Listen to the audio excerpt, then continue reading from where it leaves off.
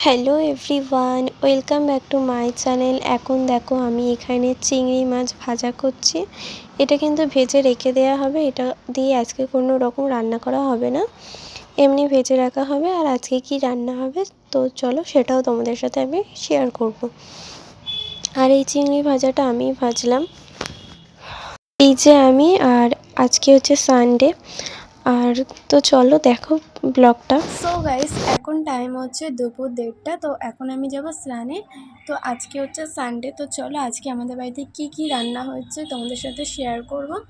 আর তখন যে দেখলে ওই ঘুষো চিংড়িগুলো ভাজা হচ্ছিলো, ওটা হচ্ছিলো ভেজে আর কি রেখে দেওয়া হবে।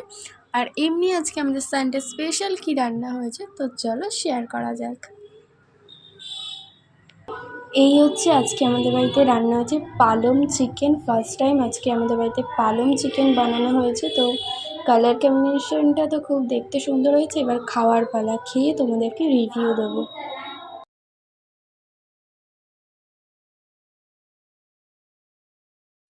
আগের যে ক্লিপগুলো দেখলে ওগুলি হচ্ছে 30শে নভেম্বরের ভিডিও। তারপরে 1 ডিসেম্বর আমি কোনো রকম ভিডিও করতে পারিনি, একটু ব্যস্ততার মধ্যেই ছিলাম। আজকে হচ্ছে 2 ডিসেম্বর। আজকে দেখো পায়েস করা হচ্ছে সন্ধ্যেবেলা, কারণ আজকে হচ্ছে আমার বড়দির জন্মদিন আর বড়দি এসছে।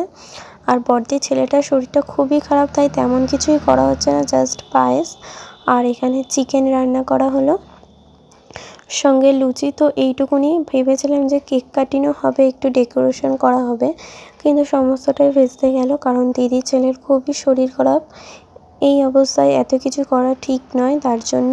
আর এখানে আমার মেসি চিকেনটা করছে, আর এইটুকুনি না করলেও তো নয় বলো, বছরে তো একবারই তো জন্মদিনটা আসে। আর এখানে দেখো সবাইকে, মানে মামাও এসেছিল, বড় মামা এখানেই কাজে আসে। তো মা ডাকলো যে আয় একটু ঘুরে যা। তো সবাইকে খাওয়া দাওয়া করানোর পর এখন আমি, মা, মেসি খেতে বসেছি। তো চিকেনটা তো জাস্ট ওয়ামই হয়েছিল।